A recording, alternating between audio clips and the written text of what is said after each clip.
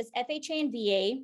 Not sure where the level of understanding is. These are government-backed loans, and they're very, very popular right now because I look into getting into deals with equity, right? When people hear equity, they think just the equity of the ARV and what you're buying the property for, but there's also equity in interest rates, and there's equity in terms like seller finance terms. So these are very popular right now, especially with the FHA and the VA. They have very low interest rates. Obviously, if we're taking these properties over subject to, we have the equity in interest rates and the terms to be able to disposition this for whatever box that it falls in, whether it be Airbnb, hold, rental, note buying, wrapping, things of that sort. FHA and VA are really challenging to do on a national level or even on the state level. Now, the reason why they're challenging is there's a lot of talk out there that it's illegal. We all know that's not true. I have successfully done them over many years in all of the 50 states.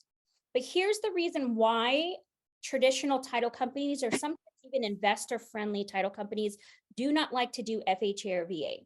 The purpose of this being is because the fact that they are government-backed loans, they don't want to make any mistakes on the creative side that would not allow them to do it on the traditional side. So a regular MLS deal, a wholesale deal, things of that sort. So like I said, the intricacies of all of the creative details, some of the title and the attorneys don't feel comfortable. They have their own opinion about it being illegal, or they have their own opinion about based upon their experience. So they are legal to do, like I said before, in all 50 states. And we've kind of dialed in our process about what that looks like. And then like I said, just starting off with understanding the FHA and the VA. One thing that I'll mention to you before we get to questions, VA loans are handled different than most of any type of creative loan. So for example, with a VA loan, it's a military-backed loan, right? Given to military or active military.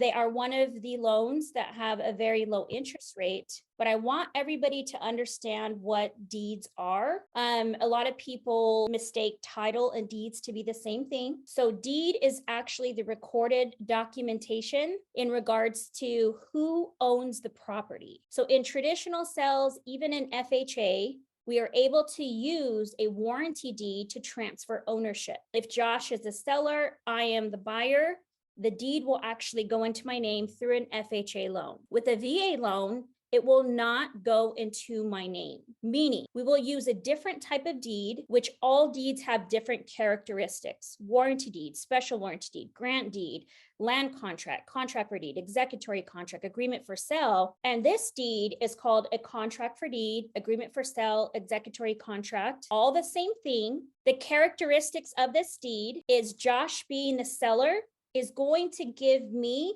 ownership rights. The deed will not transfer into my name, so the seller will hang on to the deed, even though the characteristics of the deed that we use will give me ownership rights. What can I do with the property through a VA loan? I can sell it, lease option it, wrap it, do whatever I want without the seller's permission. The neat thing about this too is if you have a seller with a VA loan that's scared about the due on sale clause, or you're trying to get over that objection for the due on sale clause, what happens is because the deed doesn't transfer, it eliminates that due on sale clause. Now, does that mean that all risks from the due on sale clause are alleviated? No. This is where we'll dive deep a little bit into other things that you need to do with your FHA and your VA to make sure that they are done properly. So you eliminate the seller's risk and the communication risk.